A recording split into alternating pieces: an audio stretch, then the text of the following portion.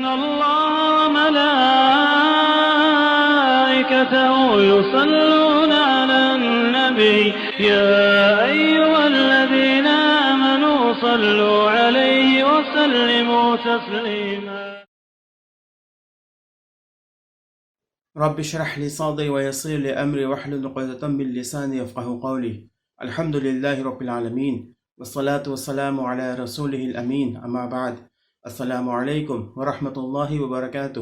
میں محمد عامر جو صحابہ سیریز میں عمر رضی اللہ تعالیٰ عنہ کی جیونی لے کر حاضر ہو چکا ہوں۔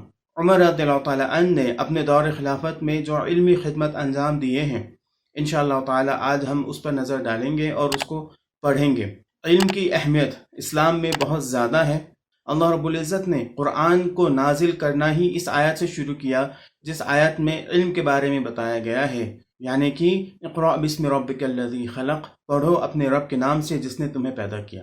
اس سے یہ بات سمجھ میں آ جاتی ہے کہ اللہ رب العزت نے نبی کریم صلی اللہ علیہ وسلم کو جو مشن دے کر کے بھیجا ہے، اس مشن کو پورا کرنے میں علم کا بہت بڑا کردار ہوگا۔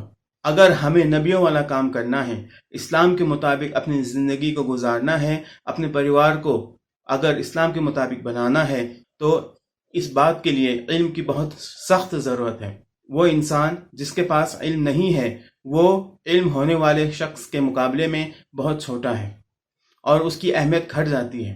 اللہ رب العزت نے قرآن کے اندر کفر کے مقابلے میں علم کا ذکر کیا ہے، یعنی کہ علم ایک ایسا ذریعہ ہے جو ہمیں کفر میں جانے سے روک دیتا ہے۔ اور اسی طریقے سے اللہ رب العزت نے قرآن کے اندر جو نبیوں کو دعا سکھایا ہے، اگر کسی چیز کے اضافے کے لیے کہا گیا ہے تو وہ علم ہے۔ اگر ہم قرآن کا مطالعہ کریں تو ہمیں ایسی مثالیں ڈھیروں مل جائیں گی جس میں اللہ رب العزت نے علم کی اہمیت کو درشایا ہے۔ صحابہ کرام رضی اللہ تعالیٰ عنہم کو بھی علم کی اہمیت کے بارے میں معلوم تھا، اسی لیے آپ لوگ اکثر علم حاصل کرنے کے لیے جڑ جایا کرتے تھے اور بہت زیادہ خواہش مند رہا کرتے تھے اور ہر کوشش کیا کرتے تھے کہ وہ زیادہ سے زیادہ علم کو حاصل کر لیں، کیونکہ اگر علم نہیں ہے تو اللہ رب العزت کی طرف سے جو بھی احکامات جاری ہوئے ہیں، جو بھی احکامات دیے گئے ہیں، ان تمام احکامات کو صحیح طریقے سے صحیح طور پر نہیں کیا جا سکتا۔ بغیر علم کے ان احکامات کو کیا جائے اور غلط طریقے سے کیا جائے تو اس کے اندر کی برکت ختم ہو جاتی ہے، جس کی وجہ سے صحابہ کرام رضی اللہ تعالیٰ عنہم اس بات میں بہت زیادہ سترک رہا کرتے تھے اور آپ لوگ یہ چاہا کرتے تھے کہ ہمیشہ وہ ہر چیز کے متعلق علم حاصل کریں اور ثبوت اکٹھا کریں۔ یہی حال عمر رضی اللہ تعالیٰ عنہ کا بھی تھا۔ آپ بھی بہت بڑے عالموں میں سے ایک تھے۔ جب اسلام کا آغاز ہوا تھا اس وقت مکہ کے اندر چند گنے چنے پڑھے لکھے لوگوں میں عمر رضی اللہ تعالیٰ عنہ بھی تھے۔ آپ کو علم سے بہت زیادہ لگاؤ تھا اور لوگوں کو بھی علم حاصل کرنے کے لیے آپ ابھارا کرتے تھے، ان کو صلاح مشورہ دیا کرتے تھے۔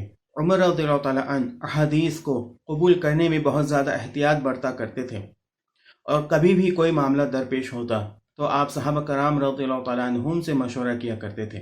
ہر وہ بات جو آپ کو نہیں پتہ، جسے آپ نہیں جانتے، جس کا علم آپ کو نہیں ہے، آپ ان باتوں کو صحابہ کرام رضی اللہ تعالیٰ عنہم سے پوچھا کرتے تھے اور ان سے معلوم کیا کرتے تھے۔ اسی سلسلے میں آپ نے مدینہ منورہ کو علم کا گہوارہ بنا دیا تھا اور اس شہر کو آپ نے سینٹر بنایا تھا، ایجوکیشن کا، علم کا مرکز بنا دیا تھا۔ وہیں سے فتاوی جاری کیا کرتے تھے اور اسے فقہ کا ایک گڑھ بنا دیا تھا۔ اسی طریقے سے جن جن شہروں میں مسلمانوں کو جیت حاصل ہوتی اور مسلمانوں کا قبضہ ہو جاتا، ان جگہوں میں آپ علم حاصل کرنے کا ایک سینٹر بنایا کرتے تھے اور وہیں سے لوگوں کو پڑھانے اور ان کو سکھانے کا کام کیا کرتے تھے۔ اس طرح دیکھا جائے تو عمر رضی اللہ تعالیٰ عنہ نے اپنے زمانے میں علم کو بہت زیادہ فروغ دیا اور اسلامک اسکولز کا فاؤنڈیشن آپ نے رکھا، اس کی بنیاد آپ نے ڈالی۔ عمر رضی اللہ تعالیٰ عنہ کو وہ علم پسند تھا جو معتبر ہو، جو اتھینٹک ہو، جس پر بھروسہ کیا جا سکے، اور ہر وہ حدیث جو صحابہ کرام رضی اللہ تعالیٰ عنہم کے ذریعے سے آپ تک پہنچتی تھی، آپ اس حدیث کی حقیقت معلوم کیا کرتے تھے اور اسے جانچنے اور پرکھنے کے بعد ہی قبول کیا کرتے تھے۔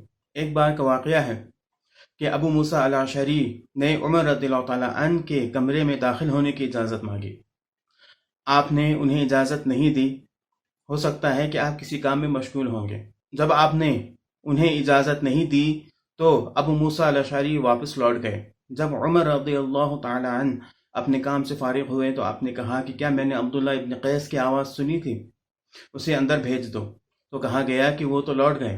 پھر عمر رضی اللہ تعالیٰ عنہ نے انہیں بلوا بھیجا۔ عمر رضی اللہ تعالیٰ عنہ یہ جاننا چاہتے تھے کہ آپ سے جب اجازت مانگی گئی تو اجازت نہ ملنے کی وجہ سے ابو موسیٰ الاشعری وہاں سے لوٹ گئے، تو اس کا کیا ثبوت ہے کہ وہاں سے لوٹ جایا جائے؟ کیا یہ بات نبی کریم صلی اللہ علیہ وسلم سے ثابت ہے؟ کیا آپ نے کہا یا یہ ان کا اپنا قیاس تھا؟ آپ یہ جاننا چاہتے تھے۔ تو ابو موسیٰ الاشعری نے کہا کہ ہمیں نبی کریم صلی اللہ علیہ وسلم نے اس بات کا حکم دیا تھا۔ آپ نے اس کی دلیل مانگی کہ یہ بات کتنی سچ ہے، کیا تمہارے علاوہ کوئی اور اس کی گواہی دینے والا ہے؟ تو ابو سعید کھڑے ہوئے اور آپ نے کہا کہ ہمیں اسی بات کا حکم دیا گیا تھا۔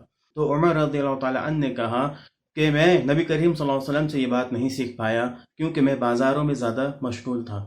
اسی طریقے سے ایک بار عمر رضی اللہ تعالیٰ عنہ سے فتویٰ پوچھا گیا اس شخص کے بارے میں جو سفر کے دوران ناپاک ہو گیا تھا اور اسے غسل کرنے کے لیے پانی نہیں ملا۔ تو اس شخص کے بارے میں عمر رضی اللہ تعالیٰ عنہ نے کہا کہ اسے چاہیے کہ وہ نماز نہ پڑھے جب تک کہ اسے پانی نہ مل جائے۔ تو اس پر عمر رضی اللہ تعالیٰ عنہ نے عمر رضی اللہ تعالیٰ عنہ کو ایک واقعہ یاد دلایا۔ آپ نے کہا کہ اے امیر المؤمنین، کیا آپ کو یاد نہیں ہے جب ہم دونوں سفر پہ تھے تو ہم دونوں ہی ناپاک ہو گئے تھے، تو پانی نہ ملنے کی وجہ سے میں نے خود کو زمین میں لوٹ پوٹ کر لیا تھا اور آپ نے نماز نہیں پڑھا۔ جب ہم نے اس بارے میں نبی کریم صلی اللہ علیہ وسلم سے پوچھا تو آپ نے کہا کہ ہمارے لیے اتنا ہی کافی تھا کہ ہم لوگ دونوں ہاتھوں کو زمین پہ مارتے اور اسے اپنے چہرے اور اپنے ہاتھوں پر پھیر لیتے۔ اس پر عمر رضی اللہ تعالیٰ عنہ نے کہا کہ اللہ کا خوف کرو۔ پھر عمر رضی اللہ تعالیٰ عنہ نے جواب دیا اور کہا کہ اگر آپ نہیں چاہتے ہیں تو میں اس بات کو یہیں ختم کر دیتا ہوں۔ پھر عمر رضی اللہ تعالیٰ عنہ نے کہا کہ نہیں، تم بات کو آگے بڑھاؤ اور پوری بات بتاؤ۔ عمر رضی اللہ تعالیٰ عنہ اس بات کو بھول گئے تھے، حالانکہ یہ ایک سنت تھی، مگر اس بات کو پھر عمار رضی اللہ تعالیٰ عنہ نے عمر رضی اللہ تعالیٰ عنہ کو یاد دلائی۔ عمر رضی اللہ تعالیٰ عنہ نے کچھ ایسی باتیں بھی کہی ہیں جو ہمیں علم پر ابھارتا ہے، جس سے ہمیں یہ بات پتہ چلتی ہے کہ عمر رضی اللہ تعالیٰ عنہ کے اندر علم کی کتنی اہمیت تھی۔ چند ایک بات یہ ہے، عمر رضی اللہ تعالیٰ عنہ نے کہا کہ لیڈر بننے سے پہلے اور گھمنڈ تمہیں اس بات سے روک دے، اس سے پہلے تم علم حاصل کر لیا کرو، ورنہ تم جاہلیت میں اپنی زندگی گزارو گے۔ آپ نے دوسری بات یہ کہی، اگرچہ علم کی وجہ سے تمہیں کوئی فائدہ حاصل نہ ہو مگر یہ تمہیں نقصان بھی نہیں پہنچائے گا۔ عمر رضی اللہ تعالیٰ عنہ نے یہ بھی کہا کہ 1000 عبادت گزاروں کی موت کو سہن کرنا آسان ہے مگر ایک عالم کی موت کو سہن کرنا بہت زیادہ مشکل ہے، کیونکہ اس کے پاس اللہ کا دیا ہوا علم ہے۔ آپ رضی اللہ تعالیٰ عنہ نے کہا کہ قرآن کے لیے برتن بن جاؤ اور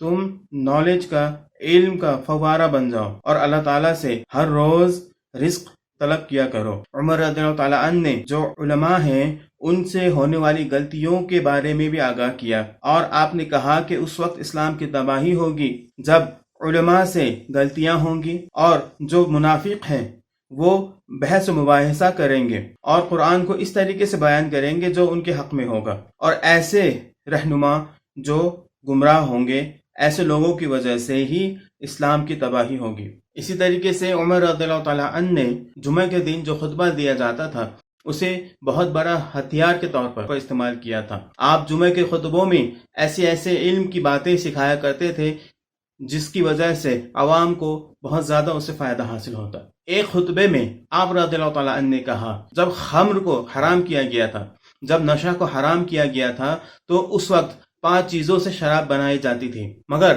اب ہر وہ چیز جو دماغ پر حاوی ہو جائے وہ خمر ہے، وہ نشہ ہے۔ آج مختصراً میں نے ایسی باتیں رکھی تھیں جس سے ہمیں اس بات کا علم ہو جائے کہ عمر رضی اللہ تعالیٰ عنہ کی نظر میں علم کی کیا اہمیت تھی۔ آج کے لیے اتنا ہی۔ اللہ رب العزت سے دعا ہے کہ اللہ تعالیٰ ہمیں علم کی اہمیت کو سمجھنے اور اس پر عمل کرنے کی توفیق عطا فرمائے، اور ہمیں بھی ایسے لوگوں میں شامل فرمائے جن کو اللہ تعالیٰ نے اپنی طرف سے علم عطا کیا اور جن کو اللہ رب العزت نے علم سے نوازا اور انہیں عزت بخشا۔ آمین۔ وآخر دعوانا ان الحمد للہ رب العالمین۔ السلام علیکم ورحمۃ اللہ وبرکاتہ۔